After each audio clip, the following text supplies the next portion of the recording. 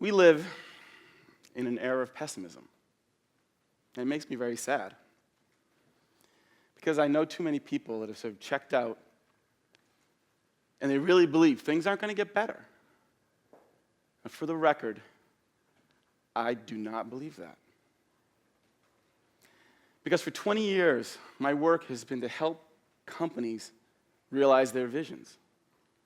And what I've come to absolutely know is that when you harness the collective creativity of a group of people, you can do anything.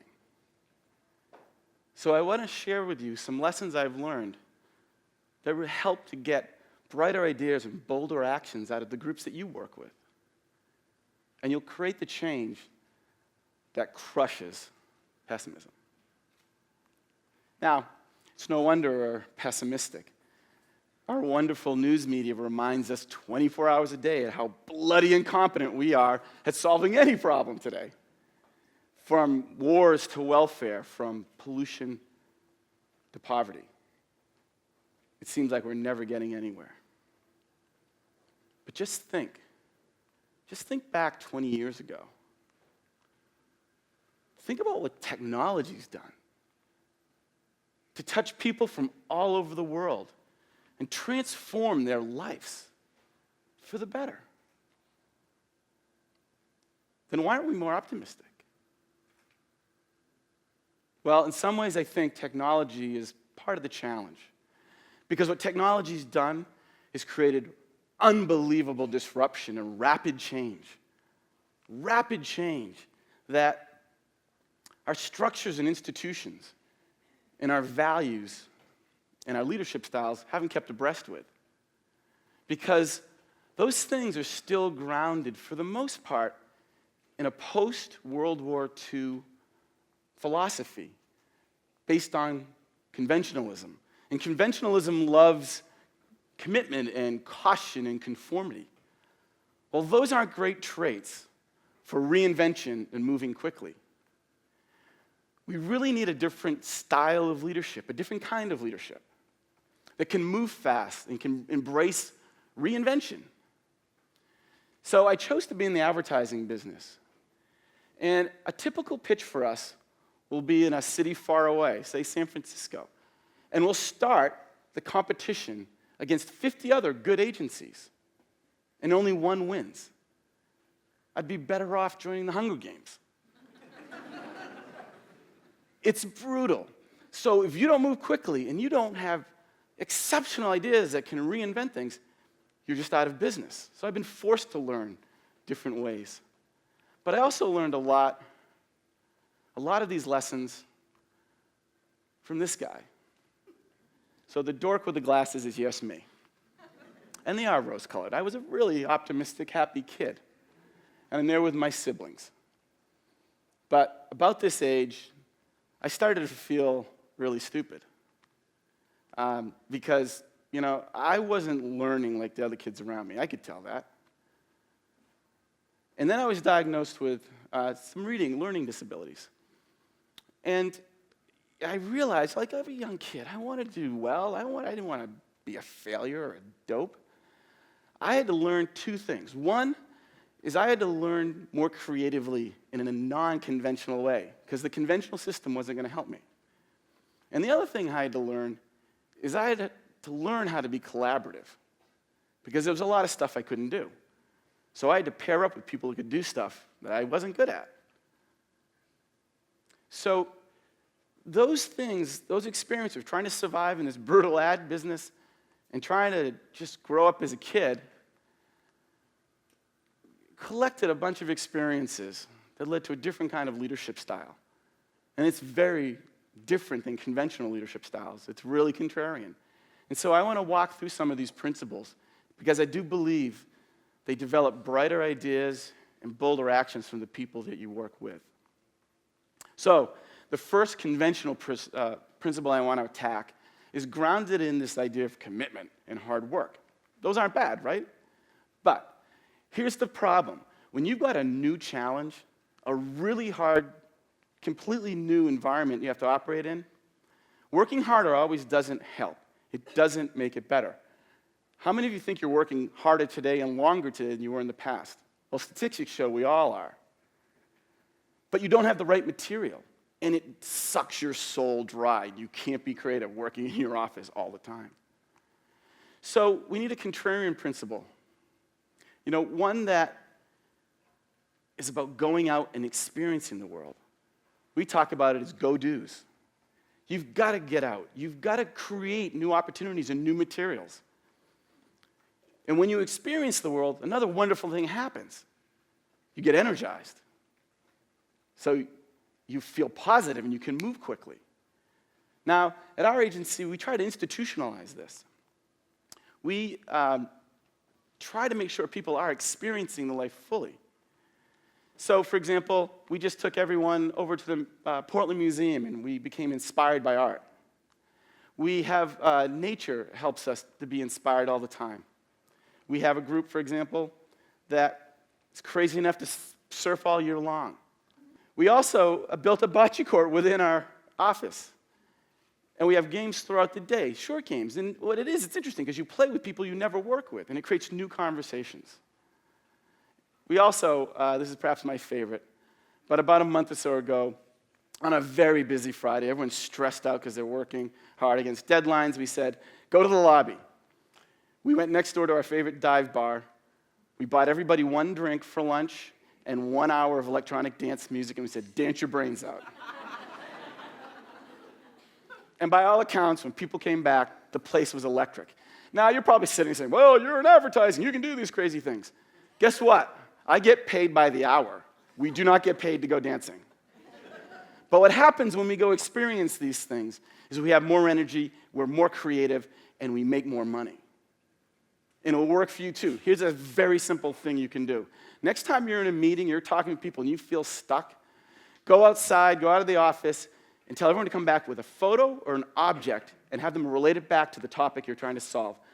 Promise you, guaranteed, it'll change the energy level and it'll change the level of conversation. But I want to take the go-do one step further. There are times you have to go do nothing. How many times today did you check your phone? 5, 10, 100? You can't be creative reading your email in your office. Doesn't happen. You've got to quiet your mind. You've got to unshackle yourself from technology and let creativity do its path. So I turned 50 this year, and I was trying to put this to practice. I wanted to kind of reflect on my next 50 years. And I was trying to find a place where I could be alone for about a week. And I found this deserted beach in southern Belize in a hut. I got dumped off there, and the first day I was there, I woke up and I saw this. And I said, hey, I wonder what's around that corner. And I hiked down to the very corner, and I went into the water, and wham! I got stung by a stingray. And I had this blinding pain. And when I came to and sort of looked around, I said, well, I guess this is a lovely place to die. But then I got the point. Stop chasing, working, thinking all the time. And I went back to that hut, and I had perhaps the most profound week of my life. And it really did change my perspective. So the next principle I want to attack comes from the conventional idea grounded in caution. So the problem with caution is that it's a gateway drug to fear. When you're afraid, you can't be creative. You become paralyzed. You can't do anything. And fear is rampant through most organizations. People are afraid to do anything. Now, the interesting thing about fear, we all have our own version of it. Some people are afraid to lose their job. Some people are afraid they're going to be embarrassed. But it's the contrarian leader's responsibility to eradicate fear from the environments you work in if you want to have fresher, faster-moving organizations. And you do that by making sure people feel supported. If they have an idea, that they're supported. If someone takes a risk, they're applauded. You give them the support that they need so that they will share and they will have ideas and you'll create that energy.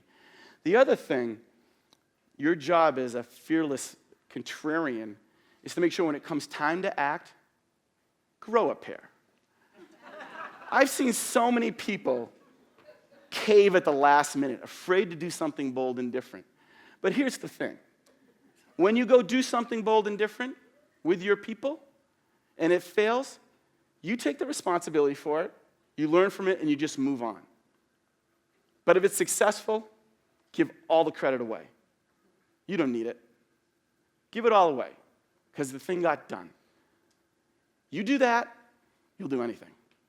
Now, an example of that is a few years back, we decided that we're going to move our office. In 2009, the economy's imploding. We're going to move it in this building. And I got to tell you, I was horrified because this building was a wreck and nobody had touched it for 5 years. But we saw something in it. And I'd never done something like this. And when you do something like this, it has a huge group of people involved. And I didn't know these folks, but they all came to the table, architects and bankers and developers and contractors.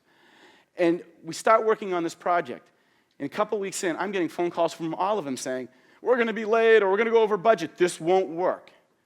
So I did the only thing I knew how to do. I got everybody in a room. I tried to make them laugh to start, because fear hates laughter.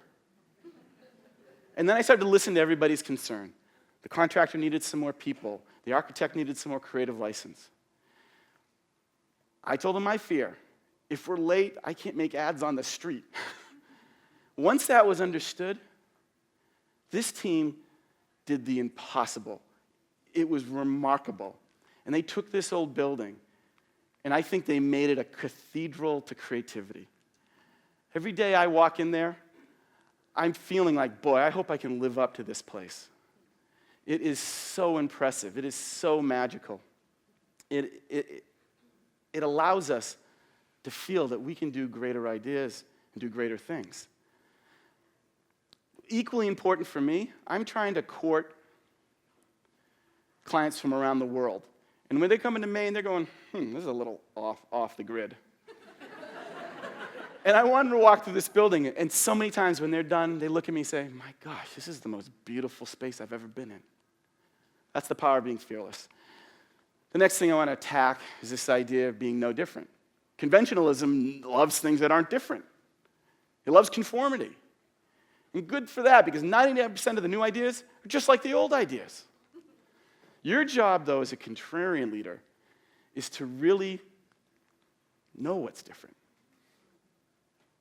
You have to trust your instincts. And when you see something different, and most of the time it's just a whisper of something different, and it seems weird, and it gets crushed immediately, you have to protect it, nurture it, bring it along, because those kernels that are different turn into the great things. I promise you that.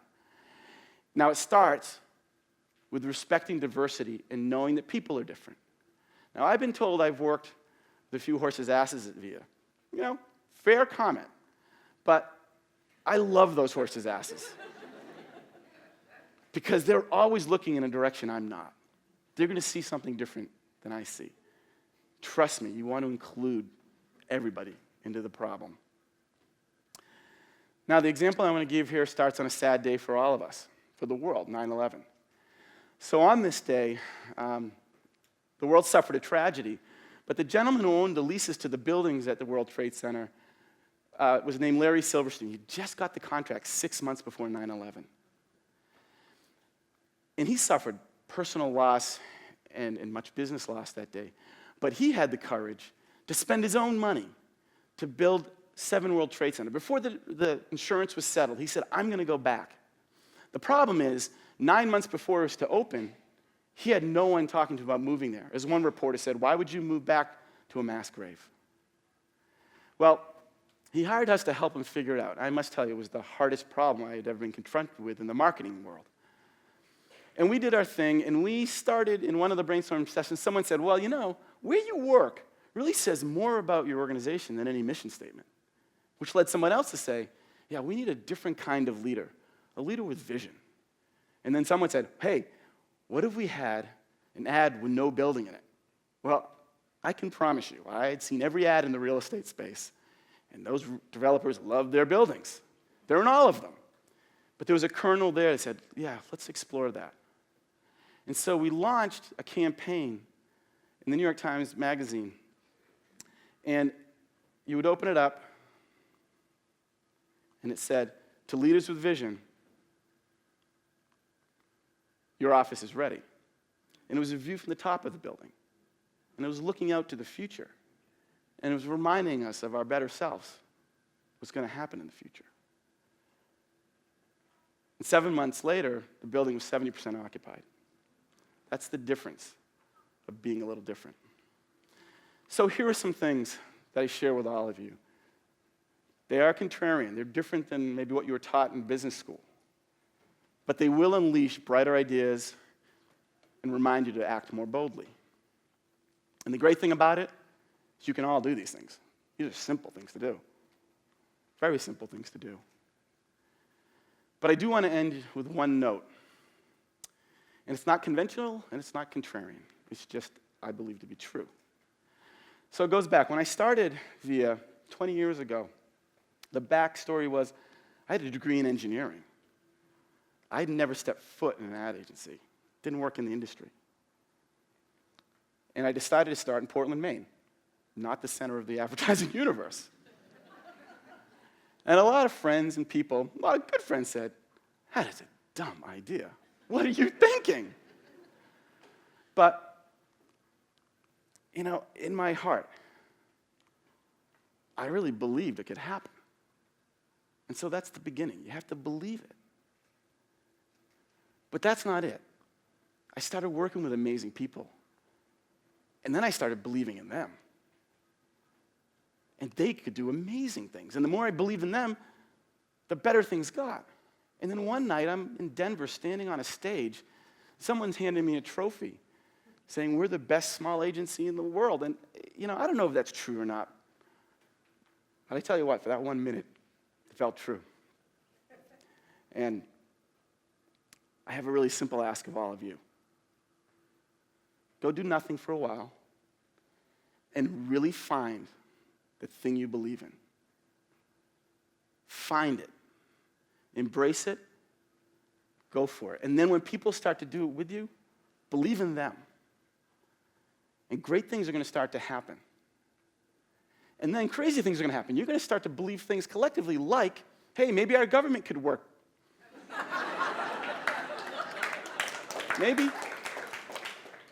Maybe we can have real peace. Maybe we can feed all the hungry people in our rich country. Because this is the truth. This is the truth. When we all believe in something together and we believe in each other, those things happen. They come true. And we're going to wake up one day and an era of optimism is simply going to appear.